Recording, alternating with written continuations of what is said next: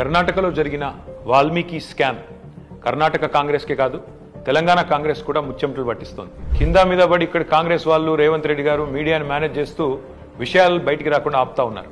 కానీ ఆ మబ్బులు కూడా తప్పకుండా 4-5 రోజుల్లో విడిపోతాయని నేను అనుకుంటాను. గవర్నమెంట్ డబ్బులు గవర్నమెంట్ అకౌంట్ల నుంచి అక్రమంగా ఏ కారణం లేకుండా సరిగ్గా పార్లమెంట్ ఎలక్షన్కు ముందు 180 కోట్ల రూపాయలు దారి మళ్లినాయి. కర్ణాటక ముఖ్యమంత్రి స్వయంగా సిద్ధరామయ్య గారు అసెంబ్లీలో ఈ వాల్మీకి స్కామ్ లో భారీ ఎత్తున డబ్బులు దారి మళ్లినాయని ఆయనే ఒప్పుకున్నారు.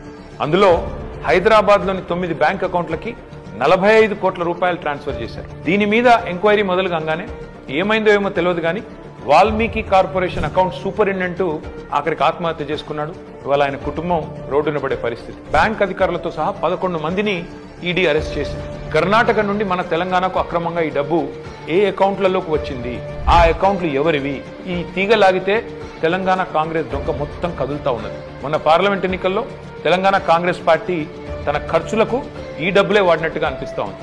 4.5 కోట్ల రూపాయలు నేరుగా V6 బిజినెస్ అనే కంపెనీకి ట్రాన్స్ఫర్ అయినట్టుగా ఆధారాలున్నాయి. ఈ V6 బిజినెస్ కంపెనీ ఓనర్ ఎవరు? SIT, CID, ED ఈ దాడులన్నీ జరిగిన తర్వాత కూడా మన తెలుగు మీడియాలో ఈ వార్తలు రాకుండా అడ్డుకుంటున్నది ఎవరు?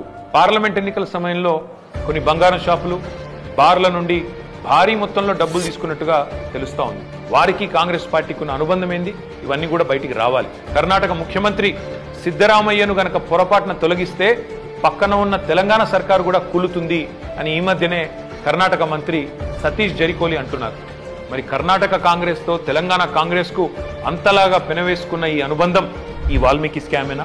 ఈ వాల్మీకి స్కామ్ లో భారీ మొత్తంలో వాటా తెలంగాణ కాంగ్రెస్ నాయకులకు కూడా చేరిందని ఆధారాలు దొరికినా ఈడీ ఎందుకు మౌనంగా ఉంటుంది? అసలు తెలంగాణ కాంగ్రెస్ నాయకుల మీద దర్యాప్తు జరగకుండా రక్షిస్తున్నది ఎవరు?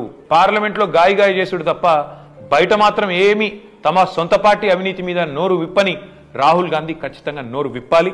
ఈ వాల్మీకి కార్పొరేషన్ గుట్టు విప్పాలని చెప్పి నేను డిమాండ్ చేస్తాను.